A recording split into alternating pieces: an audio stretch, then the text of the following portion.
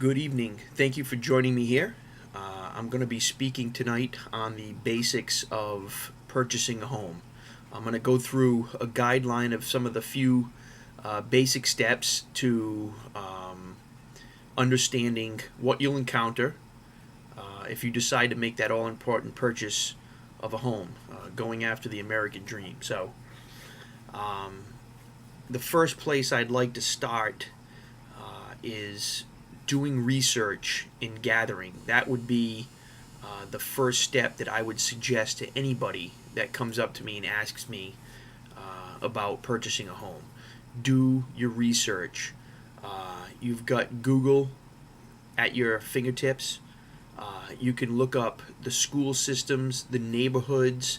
Other suggestions are call your local police department or the police department in that area that you're going to go and move to, and ask them how the crime is in that particular part of town.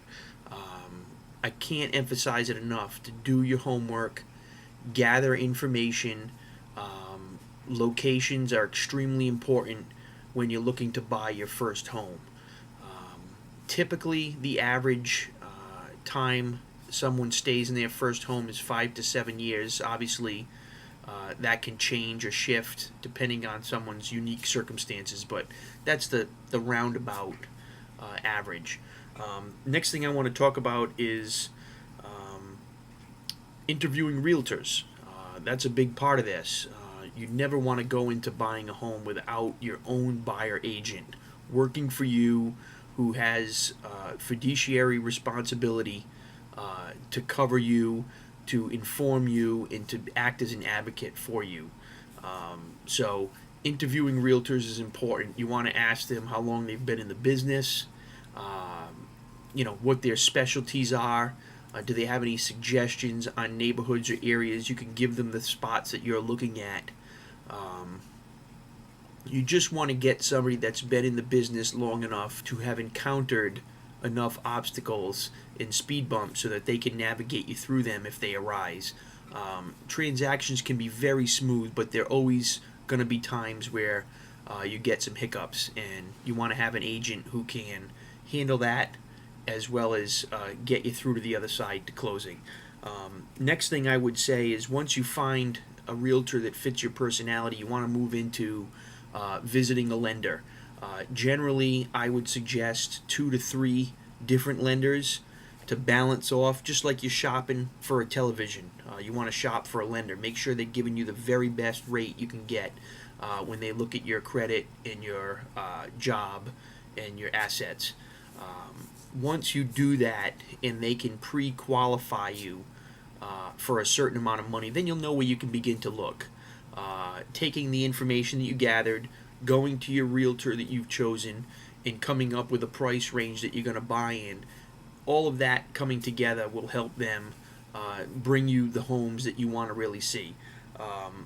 I personally like the Real Estate Browser, which is a magazine. It's a free magazine that's in our area that you can look and begin to do home searching.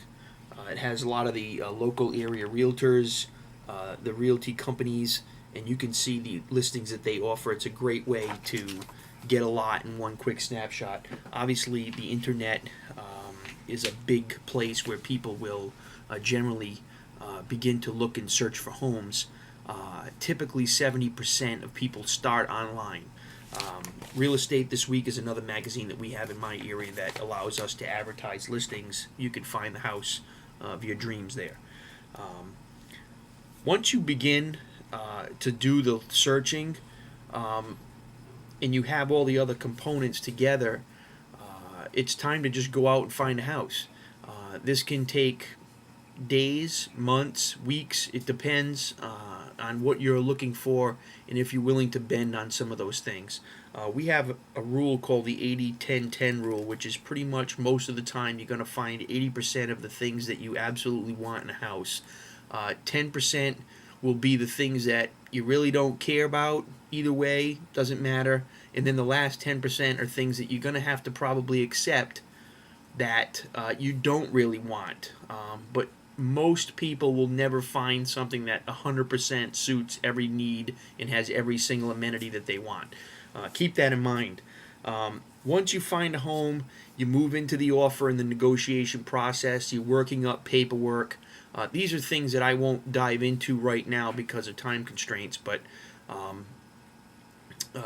to recap what we went through, you definitely want to be researching, gathering information, looking at neighborhoods, talking to police departments, checking out school systems, making sure where you buy is exactly where you want to land.